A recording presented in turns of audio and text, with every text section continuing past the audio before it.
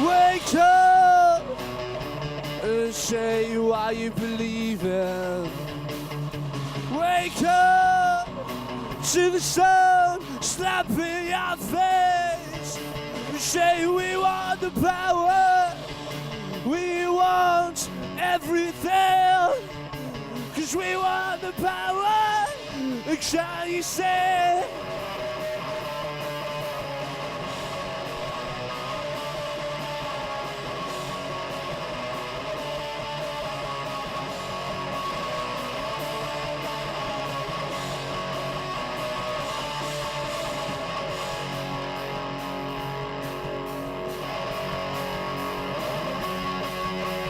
Can't see the trend, I don't believe in it.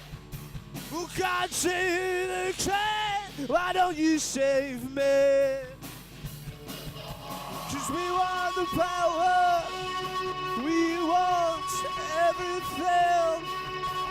We want the power, can you say no, no, no, yeah.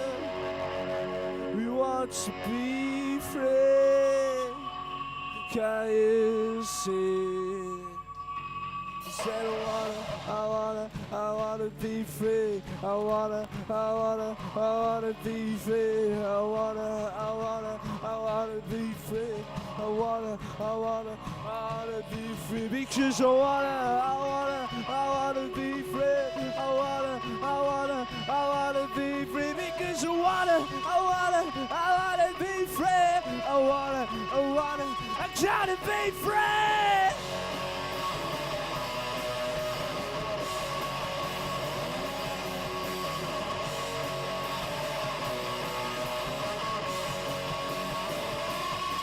Because I wanna be free. I wanna be free. Because I wanna be free. I gotta be free.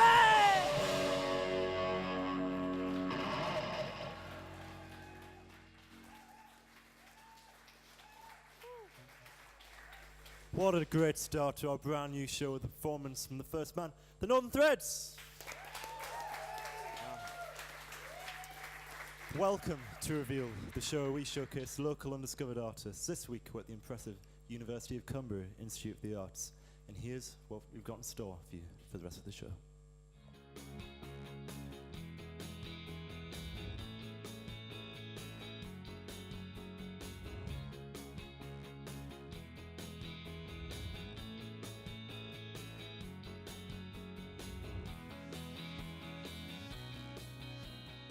Well, all of that looks amazing. I can't wait to see it all. But first of all, we're going to introduce you to the Northern Threads. You saw them there at the beginning of the show on the stage there.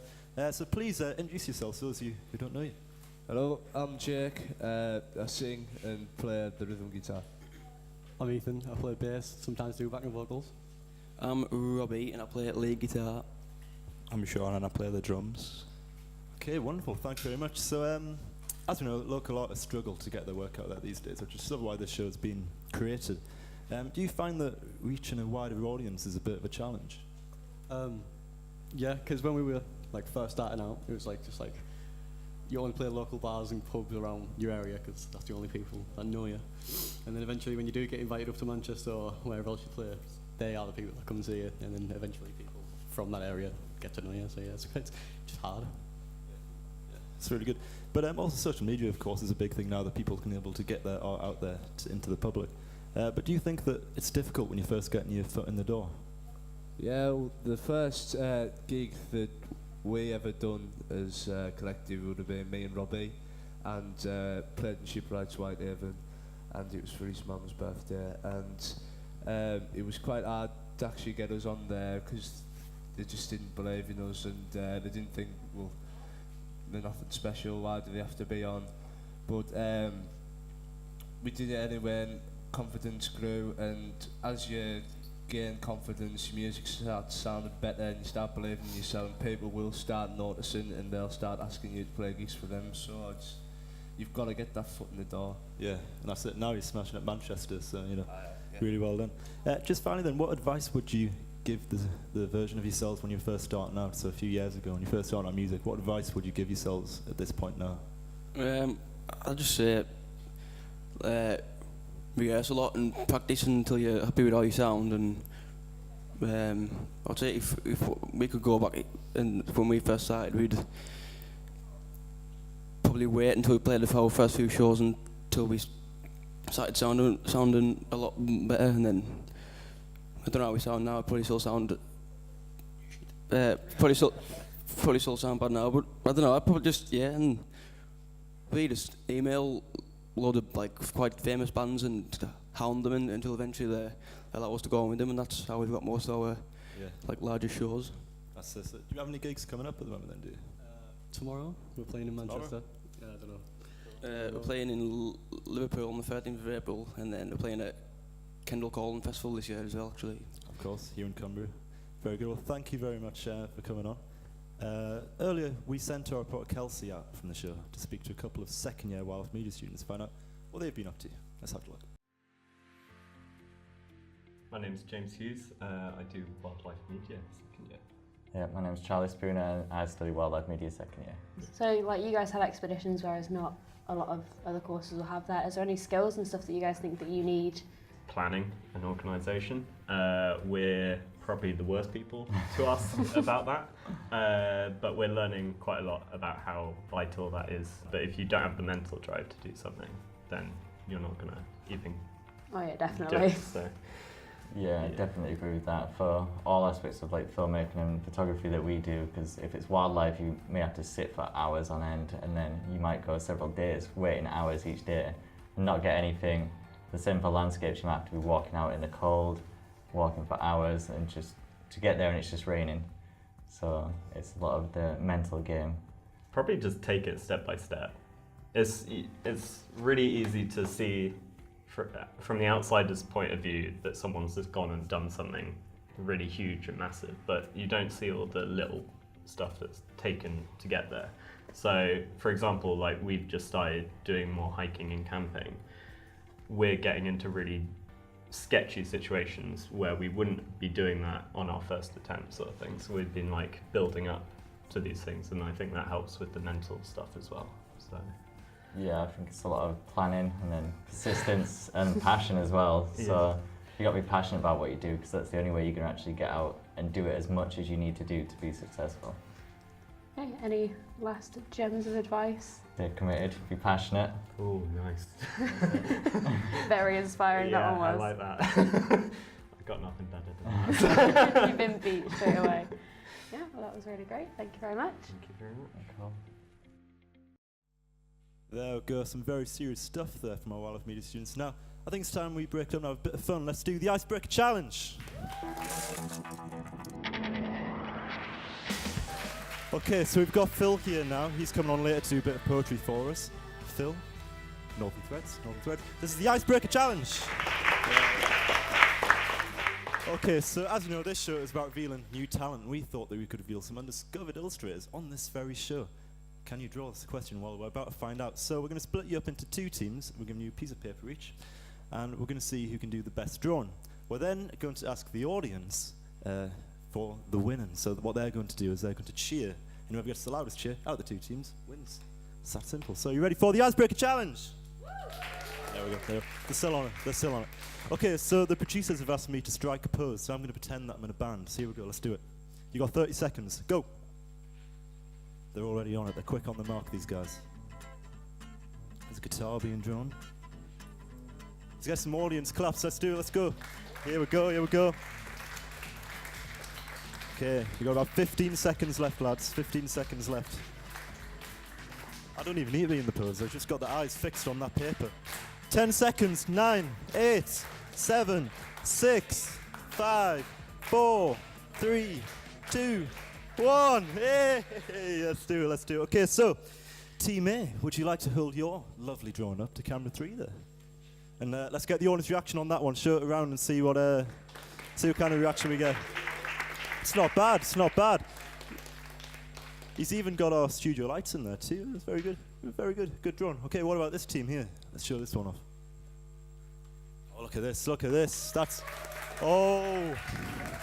It's a close one. It's a close one. I don't know. It's a close one. I think we need to do it one more time. Should we do it one more time? Hold yours up. Hold yours up. This team here, Team B.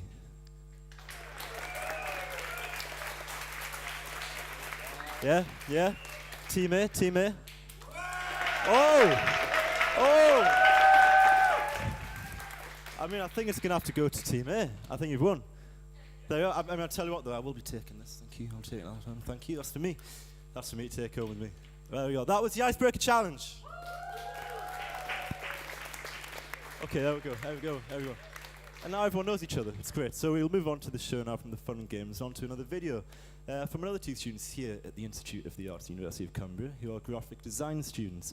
They were talking about their hurdles, how they've overcome and getting through the work. Let's take a look.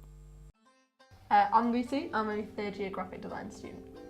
I'm Max. I'm a second-year graphic design student. So what projects have you been working on recently? I've actually just been doing the Penguin Book Award competition. And social media, of course, very big tools for putting your work out there now, isn't it? At the moment, yeah. Yeah. I use my Instagram a lot, graphic design Instagram, but I actually use it to show my behind-the-scenes work and development work, and then it links to my website where my final pieces all are. It's really important in the creative industry, I think, to have social media. No, absolutely, absolutely. It's good advice there. This competition is actually the first sort of step of me taking to put work out there, so that's why it was such intense. But I also have an Instagram. I do bits and bobs on that, bits of personal work, bits of uni work that I'm particularly happy with. Are there any struggles that you've had to overcome? Learning new software is always a bit... Oh god, yeah. It's a bit awkward, yeah, but I mean, we typically in our studio use Adobe products like Photoshop, InDesign, Illustrator, and then they're all different, but they all have some semblance of being the same. So you get a bit of a head start if you've used one and you're moving on to another. In terms of other struggles though, I think it depends on the person, to be honest. I think if you walked into a studio and asked everyone what the hardest part of graphics is, I think they'd all give you a different answer, which is kind of the beauty of graphics. Yeah. Always get different answers, but yeah, I mean, for me, it's probably learning something new like that. Yeah, you need to be able to pick stuff up quickly. Yeah. I think in the graphic design industry, you've got to be able to turn over work within a week or two. Right. If you don't really know what you're doing, you don't have the time to learn, so you've got to pick it up. So if you have any advice for people aspiring to be graphic designers, what kind of words of wisdom would you give? This is where you sort of get to take your own personal sort of knowledge into aspiring future generations. If you want to go into graphic design, you have to live and breathe graphic design. So very interesting subject, but unfortunately I have to let you go and rush off and do some more drawing and designing. But thanks very much for coming to chat to us today. It's been a pleasure. Thank you for having us. Thank you very much. Thank you. All right, then we're here with Phil now to talk more about the amazing work that he does. So Phil, please start by just introduce yourself and give us a little bit of an interesting fact. Hi Brandon, it's wonderful to be here. I'm a filmmaker and I'm based here in Carlisle, and I write and do poetry as well, and I'm sort of, some say, a Renaissance man. Absolutely, absolutely. So we've heard that you were part of several different events too here in Carlisle, which is just amazing, bringing the arts here, such as the Carlisle Film Fling, which happened a couple of weeks ago, which was that really good event, and also Speakeasy. So how can emerging artists in Cumbria get involved in these activities? Well, Film Fling was great. We've got a Facebook page for Film Fling, and there's a Twitter feed and all sorts. There's a website, and we've got competitions and things, so we'll be doing another one next year. We'll be very happy for students and all sorts of people to take part in that. Come along, enjoy interesting talks and meet filmmakers. Speakeasy, there's a Facebook group and posters that go up a couple of weeks before, and it's the last Wednesday of every month in Fox's Cafe on Abbey Street. Kicks off at 7:30. Everybody's welcome. You can come read some poetry, spoken word, sing a song, or just listen. And we always appreciate an audience.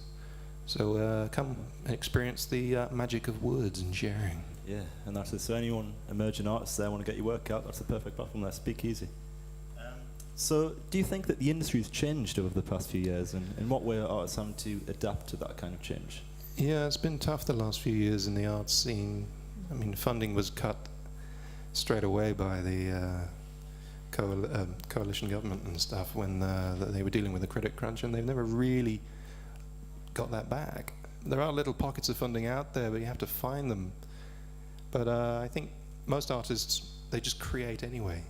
So hopefully they get their work out just through perseverance. So what would your best advice be for new artists who are starting out? Just keep making stuff. If you're a writer, write. Come along to Speakeasy and read it. Get more confidence reading. And we've got publications going now, so there's a chance for work to be out there. And if you're making films, send them to Film Fling and other film competitions are around. Just, use social media and those techniques to get your name out there, and good luck to you. That's wonderful, that's wonderful. We've quickly just got time for a quick little question here. So what inspired you to start poetry? Because you're going to be doing some poetry for us in just a second. What was the inspiration behind that poetry? Well, it was Nick Pemberton, who was the creative writing lecturer at the Cumbria Institute of the Arts before the University of Cumbria days. And there was a group thought it would be a good idea to do an event monthly to share words and poetry that the creative writing students had produced. And it's gone on for 15 years or so. We're just keeping it going. Yeah, that's excellent. That's excellent. Well, I can't wait for your performance in just a bit. But before we do, let's take a sneak preview of what we've got coming up in next week's show. Here we go.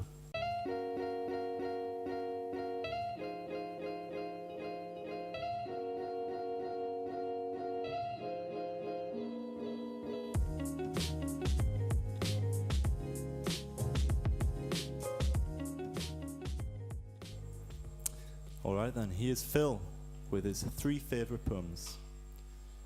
Over to you, Phil. Click through the lens. Cannons roar. Click, slick, back and sides. Cycle rides. Push bike. Pedal power. Vote with your feet. Step it up. Stamp it out. Pedal to the metal. Sprint finish. Photo finish. Negative waves. Surfer. Slides through internet history. JPEG. Clothes peg. Washing line. Washington. Nightline. Deadline. International dateline, international rescue, thunder and lightning, all very frightening, puppet government, liars and cheats, top trumps, Putin on the show, red carpet glitz, paparazzi, flashbulbs whoosh, all around the world, cannons roar, click, displaced people, war-torn, ravaged, savaged, ain't life unfair, coconut shy, rifle range, orange and in your face. You know when you've been tangoed. Celebrity idols, dance the merry dance. Musical chairs, take away TV, fake away TV. Fake news, alternate views, hashtags, trending, alt-left, alt-right, alt-wrongs. All equals, equality, fairness, gunless, fearless, fearless. Revolution, yes, but without the war. Peace-filled cannons roar. Click. Poetry. Poetry is not truth. Poetry is creation. Poetry is imagination. Poetry is supposition. Poetry is fiction. Poetry is not real. Poetry is surreal. Poetry is dream weaving. Poetry is asking questions. Poetry is making sense of the world. Poetry is making a nonsense of the world. Poetry is words. Poetry is trying to be clever. Poetry is not as clever as it thinks. Poetry is immediate. Poetry is raw. Poetry is anything. Poetry is not everything. Poetry is poetry. They say I am a poet.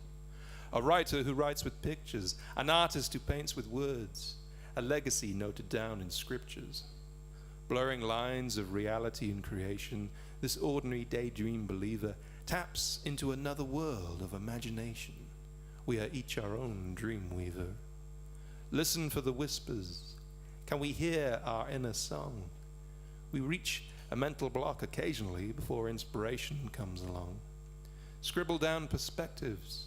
We spin ourselves a yarn or two. Poetry is the straightest way to starvation, but telling stories is what we do. To think is to create, is to write. That's where creativity lies. They say I am a poet, but I didn't realize. Thanks very much.